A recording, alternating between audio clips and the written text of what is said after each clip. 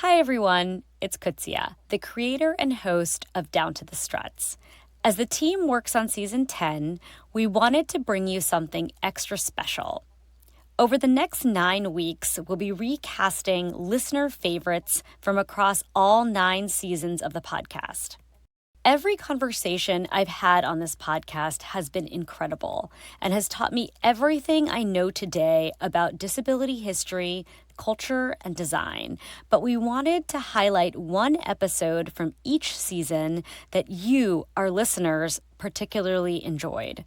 We'll start with season 1 and our episode entitled The Language of Disability with disability studies scholar and activist Sara Acevedo.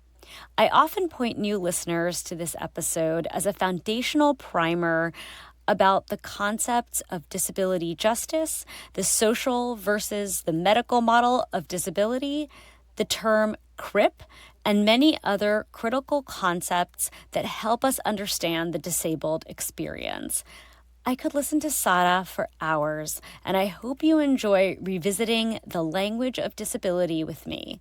And one last thing before we get to the episode. Please remember to send your audio or written testimonials sharing about what Down to the Struts has meant to you. You can email them to downtothestruts@gmail.com. Okay, let's get down to it.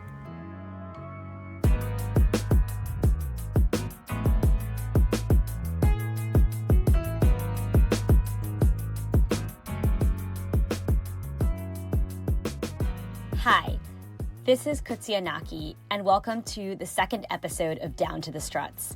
Today, we'll listen in on my conversation with Sara Acevedo. Sara is a scholar, activist, and assistant professor of disability studies at Miami University in Ohio. Her work lies at the intersection of disability studies, anthropology, spatial politics, and neurodiversity, specializing in critical disability studies. This was a fascinating conversation about disability and the power of language. Okay, let's get down to it.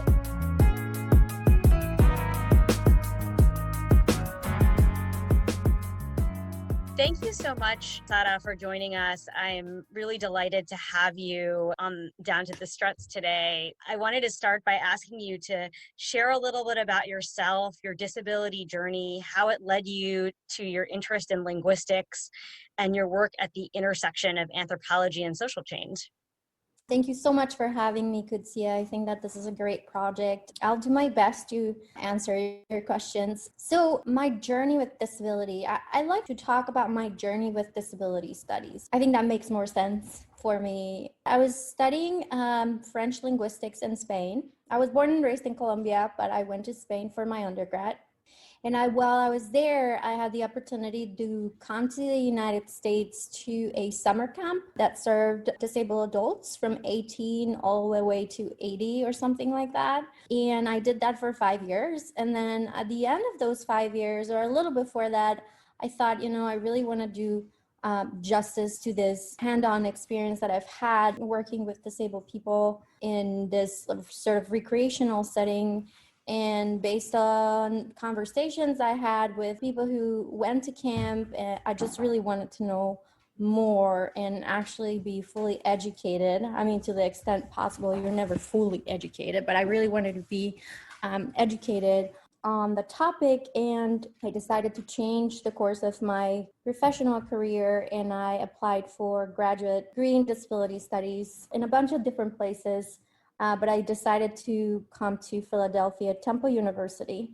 I had wonderful professors there, and they really radicalized me. It was not difficult for me to become radicalized around disability politics, but that's where it all started, I'll say. So then my journey continued to get a master's in liberal arts with a focus on disability studies, and that was also at Temple. And then I moved to San Francisco, where I got my doctoral degree in anthropology and social change with a focus on disability justice. So that's kind of how things started. That's a really incredible story. And so much of it really resonates with me as someone who's pretty involved in adaptive sports. I recognize the power that recreational activity can have in bringing people together in general, but also a disability community. I think, as we've discussed previously when we've spoken, I graduated from Temple Law School, so that's an institution that I spent some time at as well. So can you tell us a little bit about your activism and your scholarship and how that was informed by the experiences you had in your education and in your life up to that? Like I said, I became very into disability politics very early on when I first encountered disability studies. It wasn't long before I was building a community and reaching out and building networks and, communicating with others and across disability and across other identities that are marginalized. So I started that journey in 2009. So it's been a while that I've been doing this and I love it. I wouldn't have it any other way. I think that before really coming onto my own disability identity, I did a lot of work, groundwork, to then get me to a point where I was really ready to understand my own disability.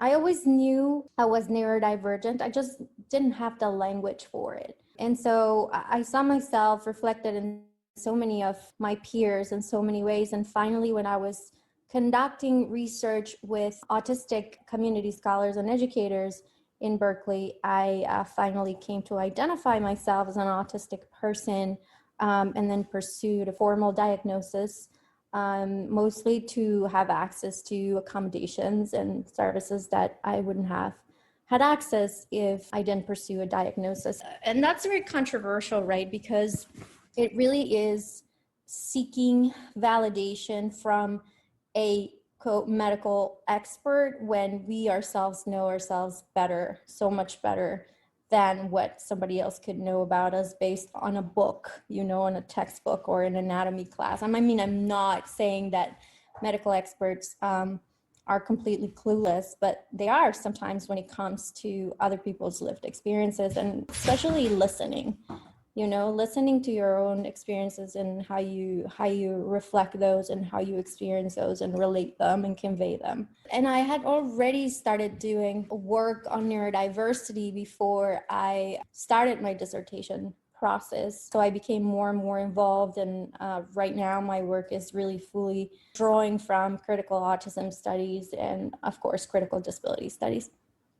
That's really helpful, Sara. And there's so much to unpack in what you just described. So you use the term autistic and neurodivergent a few times, and I want to get back to those terms, because this is a conversation about language and disability and how we talk about disability, both within our disability communities and also when relating to non-disabled people.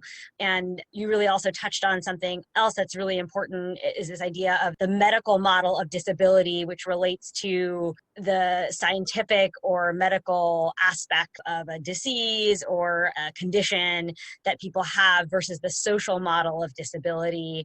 So, for example, using my own experience, if you were to describe my medical condition, an accurate description of that would be visually impaired, as I am not fully blind. I have some usable vision, so that's accurate. However, increasingly in my own journey, I have come to identify myself as blind, and I use the term blind because it's a sort of socio-political choice that I'm making. It's an identity that I have. It's a community that I'm part of. So I noticed the same sort of way in which you're using these terms that are kind of go beyond the medicalization of whatever our respective conditions may be. So I think that's really interesting. So that leads me to my next question, which is, why is language important for disabled people in having autonomy and agency for themselves? In our world in general, language is really taken for granted as just a bunch of symbols coming together to form representations of what it means to be human and what it means to be alive and what it means to exist in the world and navigate the world. But really, language has so much power. Language is really an institution of power. It carries a lot of weight. It carries potential for liberation, as it has been, undertaken and reclaimed by disabled communities, and it has potential for brutalization of communities, and our history has really been impacted by these labels that are now so casually thrown around by non-disabled people in the non-disabled world who are mostly unaware of the histories of these terms and really have established some sort of linguistic distance from the history of these terms, which is really like a way of understanding language as a disembodied sort of phenomenon, or as opposed to really language being a something that is grounded in history, and it's grounded in culture, and it's grounded in the different ways in which we have approached struggle and have fought against oppression. Those are all really great points and lead me to my next question, which is, in a sense, asking to provide some examples of what you were describing. So I'm curious if you can share a little bit with our listeners about the history of the word disability itself and what role it played in the disability rights movement. It goes back to what you were discussing before in terms of this stark difference between focus on the medicalization of the body, medicalization of impairment, versus really a focus on the structures that really make meaning of impairment and turn it into a negative social category through the use of labels that are mostly, of course, medical and diagnostic.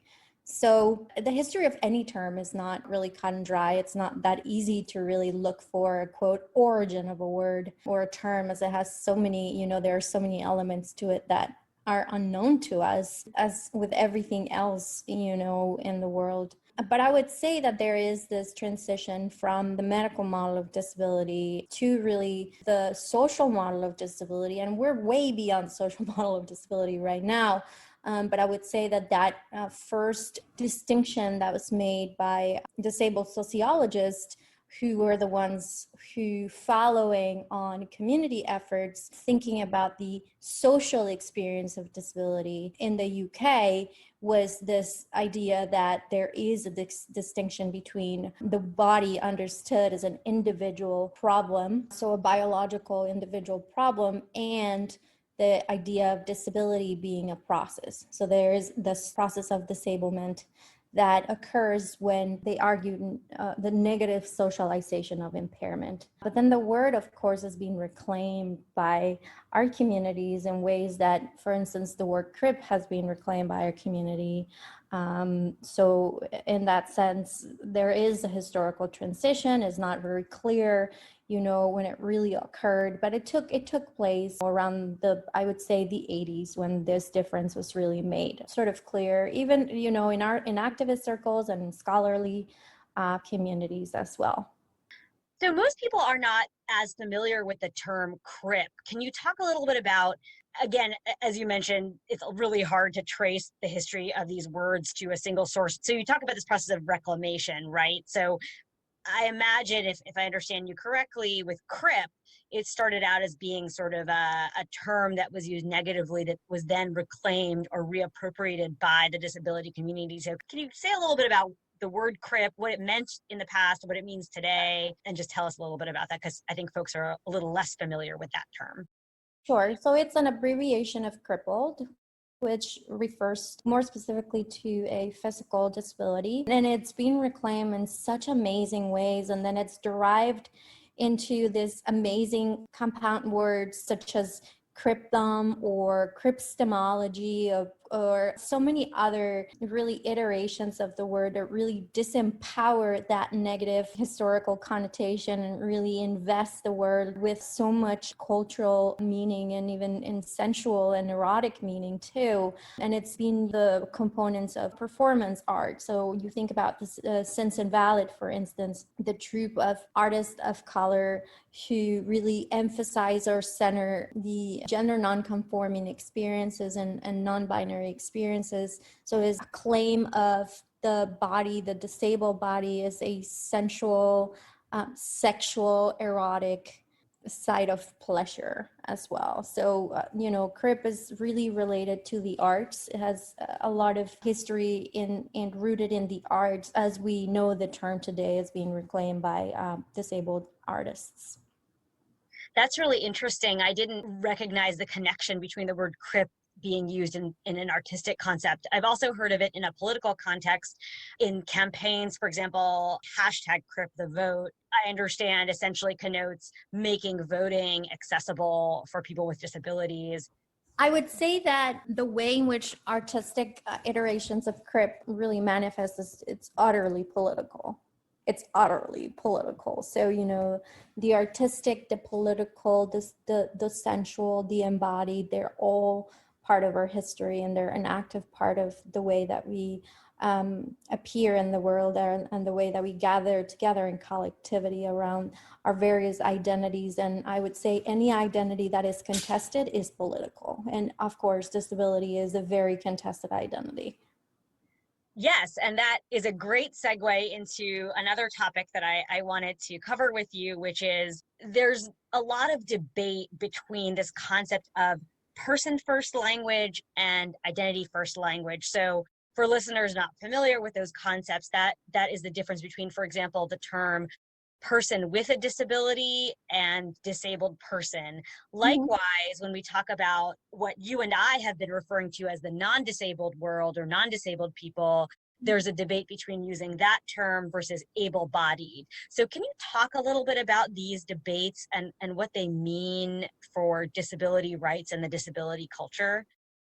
Sure. I do want to say that I move away from the rights discourse. I work within the justice discourse, so disability justice more than disability rights. And yeah, sure. So, this debate, it's pretty old and it's pretty steeped in our community's history. And I've written about this before, and I am constantly teaching this to my students who come from helping professions backgrounds and take this classes in disability studies as part of their minor, and they encounter this idea that reclaiming a disability identity isn't something wrong or bad, and that disability is not a bad word, and that we need to get away from or hide from.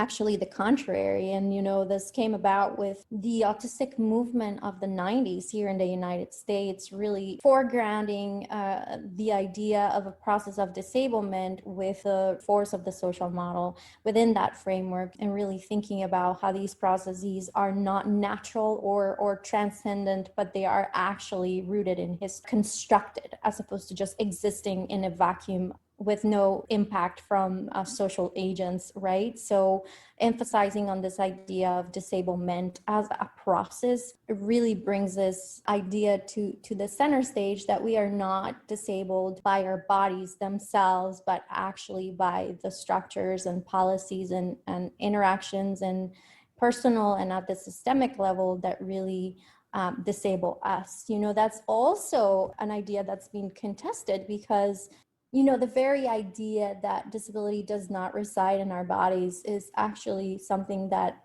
is being contested by other models, such as the postmodern model, or the psychosocial model of disability, which really understands disability as a construct, but also as an embodied lived experience. So for instance, I live with chronic illness. I wouldn't say that my chronic illness would disappear if the world was more accessible. It might make it easier for me to navigate the world as someone who lives with chronic pain, but the chronic pain wouldn't just automatically go away, right? So it's disability studies has really gone back to really embrace this idea of a body that is vulnerable, and that is that it feels, that it senses, that it experiences pain and pleasure and joy and sadness and all of these things that really makes us human. So there was this move to leave aside this material or corporal or carnal experiences of the body, and at a political time that was so imperative and important to really reclaim the humanity of disabled people, that this engagement with the body or the carnality of the body was really set aside for a bit, and then really embraced once again. It's really forcefully within our disability studies scholarship. So in other words, what you're saying is the person first language is this idea of I want to not divorce my identity, but I am a person, but I Yeah. have an ability, Yes. versus identity first language, which is this embrace of I am a disabled person. This is part of my body that I am not ashamed of. It is, yeah, it is, and it isn't. I mean, I would say it's both. So with person first, which is, yes, it came at a time of political unrest when activists were really trying to reassert or even assert the bare humanity of disabled people, where we were not recognized as fully human. So that was a time to really emphasize on the human aspect of our lives. And then it came a time when it was really time to emphasize cultural and political aspects of our identity and our embodied experiences, because they're not separate. They work in tandem and are entangled, right? So person first really was historically weaponized in a sense to really bring awareness to the idea that disabled people are people. Wow, what a realization. And then the move toward using identity first language was really to emphasize on disability as a process, as opposed to some sort of like transcendent identity. I really like that because it leaves space for both of these terms and it places everything in its historical context. So I really appreciate that explanation. And then likewise, turning to the other set of terms I was mentioning earlier, I'm curious if you have a similar perspective or could explain the idea of talking about able-bodied people versus the move to talking about non-disabled. Sure. So this comes from the idea that the more that we center ability as the ideal of humanity, yeah, the more then we are going to move away from the existence of bodily difference and bodily variation as an inherent part of the human experience, right? So that talking about able-bodied really recenters ability, as opposed to really thinking in terms of disabled and non-disabled bodies. And those can be polarizing categories, and they are, and the disability experience is so fluid that to really claim non-disability versus disability in the stark opposition, I'm wary of that. I think that our bodies are fluid and our identities are fluid. And so the explanation, or one of the explanations of the push for using non-disabled versus able-bodied, is decentering ability as the ideal of humanity. This really tracks with my own personal experience as someone. You use the word fluidity. I think that that's very accurate. So I am someone who has a degenerative condition. So I lost vision over time. And the way that I talked about that morphed over time. And part of that was my own coming into consciousness and my own radicalization, if you will. And part of it was also that my actual experience of the world was a fluid thing and changing over the course of many years. So I think that's a really nice way of putting it. And I appreciate the idea of the decentering of the able-bodied center. I think there's a parallel in our discussions of racial justice in terms of decentering Absolutely. whiteness as the center point of our culture. So I think there's a lot of parallels there. Absolutely. I wanted to turn back to something you were talking about earlier, because I think it's really important, and it didn't fall into the initial scope of this conversation, but I think it's a really key point and it relates to language. You talked about the distinction between rights and justice and talking about disability rights versus justice. So can you hack that a little bit more? Sure. I mean, there's so many differences, and they're also historical. It's all a matter of history. It's not this one's better and that one's worse and this one. No, they come at certain political times within specific historical periods in which one or the other iteration of disability politics has been needed. So at the time where disability rights were really being championed by early activists was at a time, again, that our rights were not even considered to be as important as other people's rights. So it was really important to pursue that line of activism where there would be this negotiation with state and with the government in terms of really ascertain rights that were naturally, quote unquote, or organically granted to citizens, across the board, except for disabled citizens, it was important at the time to really emphasize on this idea of recognition and rights within a structure and a legal and a policy system. Whereas at the time where we are, and the disability justice movement has been around for a while now, and it was initiated by queer disabled activists of color, performers, Since Invalid troupe were one of the initiators of the movement, and then it has expanded exponentially in the United States and in some other places as well. So there is a difference between what it means to have access to rights, which exist within this political arena that relates to law and policy, and to identify with justice at every single level of our existence. So not only access to rights, but access to culture, to our own definition of culture, and to our own definition of ourselves within that culture, and access to political experiences and to political self-identification and togetherness and collective action. Those elements are really not considered within the rights narrative. And one of the most important things that's at the center of disability justice is that it recognizes multiple issue politics, as was coined by Audre Lorde, right? She said, we do not lead single issue lives. So our politics, I'm paraphrasing, of course, we do not lead single issue lives, so our politics cannot be single issue politics.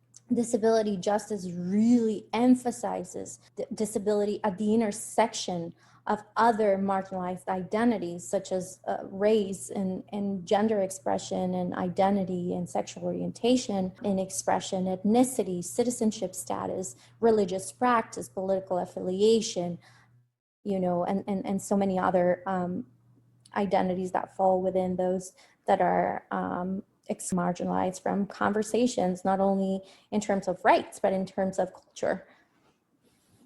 That absolutely makes sense, Sara, and resonates very much with what this podcast is trying to accomplish, which is to help people view disability as part of a multifaceted intersectional lens by which to look at the world. So I think that's a really great articulation, and I'm really glad that we were able to touch on this and talk about the disability justice movement a little bit more as it has evolved.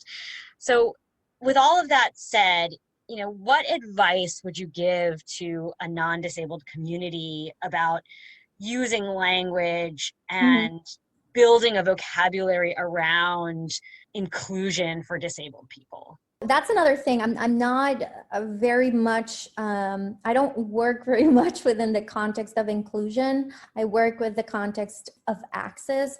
Once again, because the idea of inclusion is limited to those rights, right? And to be included within a system that is set to be the system, right? So fitting us within a structure that we did not participate in building and in deciding and in participating as autonomous agents, to me, it's something that I want to move away from, not from the acts that further inclusivity, but this idea of inclusion as the top thing for us to achieve, versus this access in every aspect of everyday life is what I really stand for, and this iteration of disability justice activists like Alice Wong and Mia Mingus and Sandy Ho, who coined the hashtag access is love, right? Access is so much more than inclusion.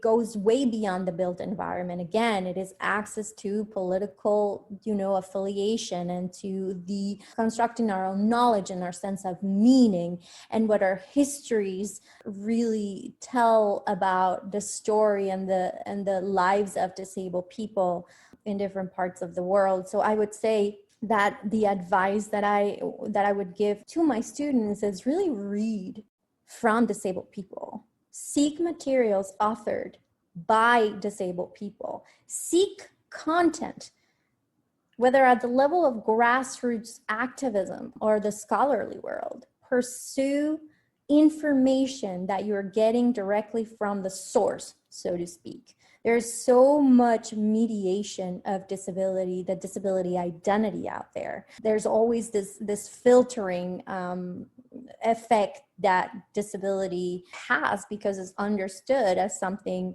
shameful, or we are still dealing with these understandings of disability. They're not a matter of the past, right?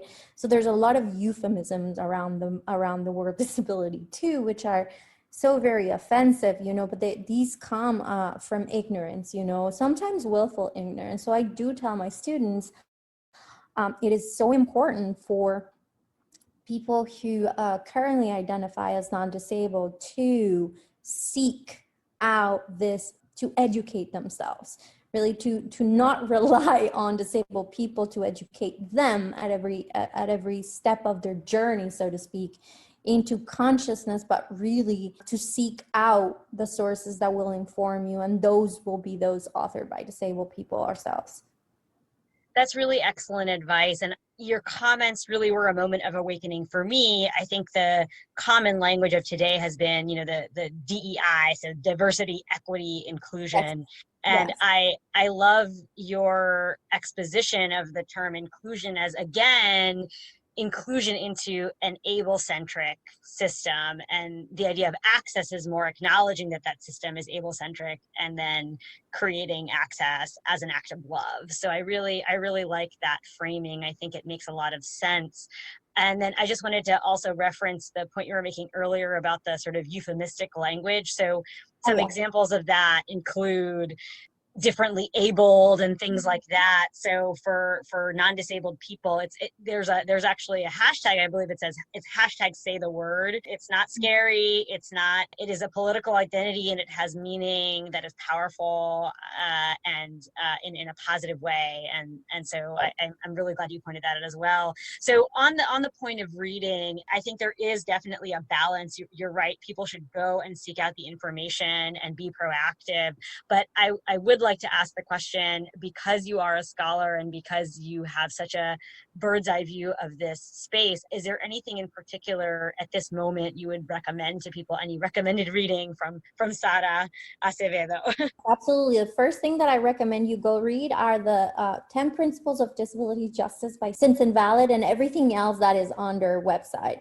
One of their book, which is now in their second edition, Skin, Tooth, and Bone, The Basis of Movement is Our People, is really fundamental reading for anyone who really wants to know about disability beyond what the world thinks disability is or should be. I also recommend Care Work by Leah Lakshmi Piepsna Samarasinghe. I hope I said it right. Care Work, Dreaming Disability Justice. I also recommend the work of Mia Mingus in Leaving Evidence, her blog, Leaving Evidence, and Alice Wong, of course. Alice Wong has a new book out there, and I always recommend materials by disabled people of color because that's my closest community. I'm part of that community, and I just find that full and complete alignment with their disability politics. Yeah, and the book by Alice Wong is called Disability Visibility. Yes. I recently read it. It's a collection of essays, and it is incredibly powerful. Yeah, and the title Disability Visibility, right? Alice does a huge project, and it still exists in a podcast format, and it existed as a Facebook group for many years, and now the book is out there, and I can't wait to read it. I cannot wait to have some space of some sort to breathe and read that book. But yeah, so thank you so much for sharing the title. We will definitely share links to these resources that Sara has mentioned in our show notes so that folks can go back and access those materials or know where to find them or purchase them, etc. So in the beginning, I was like kind of warming up and trying to get into this topic. So if there's a lot of it's because my brain goes everywhere. Not that I have to justify it, but just to share it with people who will be listening to this. I also went on a tangent, which is what I do. That's just my brain works that way. And you asked me about autism and neurodivergence, and I think that I answered partially some of what you wanted to know. But if you want to ask me one last thing about that, I can absolutely touch on that. Wonderful. I will take you up on that. So can you tell us about the term neurodivergent and its origin and what it means to you? Yes, absolutely. So, neurodivergent specifically was coined by an autistic activist called Cassiana Sasumas. And I hope I said it correctly because I've never heard it uttered by somebody else. So I hope I said it correctly. And the term is really pointing to how neurodiversity exists in the world as much as, and it's akin to biodiversity. There is this proven scientific research that demonstrate that all of our brains are wired differently. And so the idea that the world is neurodiverse, that's just what it is. Our world is understood in terms of biodiversity, and so neurodiversity is akin to that understanding. Neurodivergent refers to the specific individual experience of that neurodiversity, if that makes sense, right? So I am neurodivergent as opposed to I am neurodiverse. This is what this activist coined, and many other autistic activists have followed on that. Others simply prefer the term neurodiverse, and to me that's perfectly valuable and valid. Everybody gets to choose. I mean, if they're part of the community, I think they get to choose how to identify. And there are things I wouldn't agree with, but that is not my place to tell another disabled person how to identify. That's an origin of it. And neurodiversity as a term coined by sociologist Judith Singer in the 1980s, late 1980s, one of the first sort of coinages of the word and the understanding of neurological difference or neurological divergence. So that's where neurodivergent comes from. So I say I'm multiply neurodivergent because I'm not only autistic, I'm other things, and they're integral part of my identity. So I don't have them, I am it, I am them, if that makes sense. Yeah, I'm really glad that we went back and talked about that a little bit more. Thank you for sharing that. I personally learned a great deal from that explanation, and I hope that others do as well. So with that, thank you again, Sara. I will link to the materials that you referenced and to your bio as well in the show notes so that people can learn a little bit more about you. And thanks again for joining me. This episode was produced by Alana Nevins and me. Our social media manager is Avery Anapol. Please remember to subscribe, rate, and review the show on Spotify, Apple Podcasts, or wherever you love to listen. You can learn more by visiting our website, downtothestruts.com. And do send us an audio or written message with your reflections about the impact of Down to the Struts on your life. You can email your audio files and written testimonials to downtothestruts@gmail.com.